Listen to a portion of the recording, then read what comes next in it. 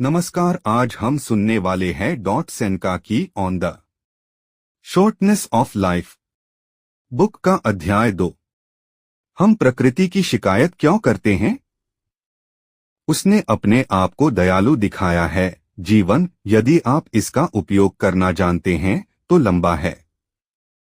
लेकिन एक आदमी लालच से ग्रस्त है जो कभी नहीं मिटता। दूसरा ऐसे कार्यों में कठोर लगन से ग्रस्त है जो बेकार हैं। एक आदमी शराब के नशे में है, दूसरा आलस्य से पंगु है। एक आदमी ऐसी महत्वाकांक्षा से थका हुआ है जो हमेशा दूसरों के फैसले पर टिका रहता है। दूसरा व्यापारी के लालच से प्रेरित होकर लाभ की आशा में सभी देशों और सभी समुद्रों को पार कर जाता है।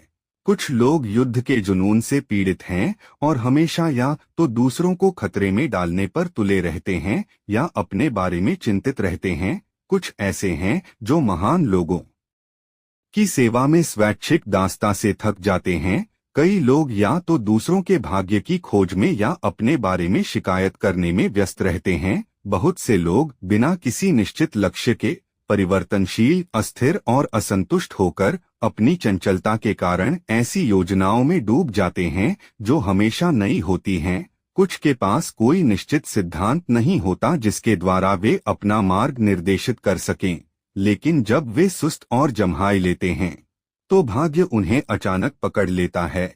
इसलिए निश्चित रूप से ऐसा होता है कि मैं उस कथन की सच्चाई पर संदेह नहीं कर सकता जो महानतम कवियों ने एक दैवज्ञ की तरह कहा था। जीवन का वह हिस्सा जो हम वास्तव में जीते हैं वह बहुत छोटा है।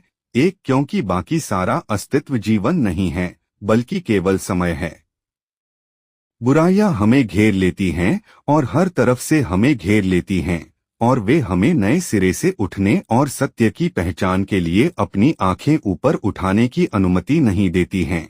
लेकिन जब वे एक बार हम पर हावी हो जाती हैं और हम वासना की जंजीरों में जकड़े जाते हैं तो वे हमें नीचे गिरा देती हैं। उनके शिकार कभी भी अपने असली स्वरूप में वापस नहीं आ पाते हैं। यदि उन्हें कभी मुक्ति मिल भी जाए तो वे गहरे समुद्र के पानी की तरह उछलते रहते हैं जो तूफान के गुजर जाने के बाद भी उछलता रहता है। वे इधर उधर भटकते रहते हैं और उनकी वासनाओं से कोई आराम नहीं मिलता। क्या तुम समझते हो कि मैं उन दुष्टों की बात कर रहा हूँ जिनकी बुराइयां स्वीकार कर ली गई हैं?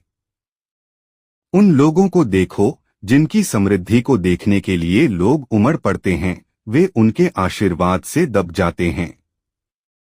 कितने लोगों के लिए धन एक बोझ है।